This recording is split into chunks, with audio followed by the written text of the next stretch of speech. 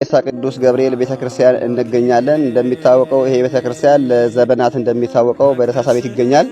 ስለዚህ ከዚህ ከደሳሳ ቤት ወጥተን ደግሞ ወደ ተሻለ ህንጻ ለመቀየር ስላሰብን እንደሚታወቀው ህንጻ ለመስራት ደግሞ የእናንተ እጅና እገዛ ስለሚያስፈልገን ሁላችሁም በእግዚአብሔር ስም እጆቻችሁን ዘርግታችሁልን ይሄን ቤተክርስቲያን በህብረትና በአንድነት ሆነን ለማነጽ ስላስፈለገ ነው። ምክንያቱም ይናል ለእናንተ የቀረብነው የኢኮኖሚ ችግር የባላንስ ችግር ስላለብን ተራራተን ቤተክርስቲያናችን አንድ ስለሆነን ክርስቶስ በየቦታው በተለያዩ ቦታም ስላለ ተራራተን ይሄን ነገር አንድ ሆነን አሻግረን ለትውልዱም ለማሳለፍ ስለተፈለገ እናንተም ደግሞ በእግዚአብሔር ስም እጆቻችሁን ዘርግታችሁልን ወደሚቀጥለው ትውልድ በህብረት በአንድነት እንድናስተላልፍ ስለፈለገን ነው።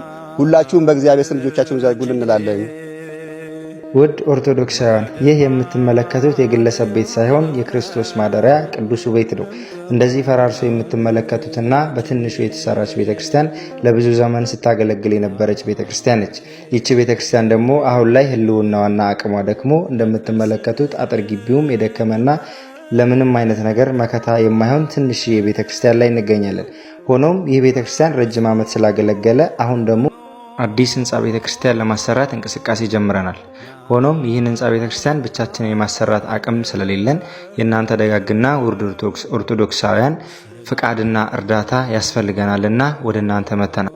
ይህ የምትመለከቱት ቦታ ቤተክርስቲያኑ የሚያርፍበት ቦታ ነው። ይህም የተቆፈረው በወጣቶች ጉልበትና ኃይል ነው። የአቅሙ ውስንነት ስላለብን መኪና እንኳን አስገብተን የማሰራት አቅም የለንምና እናንተ ደጋግና ውድ ኦርቶዶክሳውያን አሁንም እርዳታችሁ ከኛ እንዲሁም በእግዚአብሔር ስም እንጠይቃለን። በኢትዮጵያ ንግድ ባንክ 1071 97 57 174 ላይ 1 ብርም 5 ብርም 10 ብርም ሳትንቁ የቻላችሁትን ትደግፉን ዘንድ በእግዚአብሔር ስም እንጠይቃለን።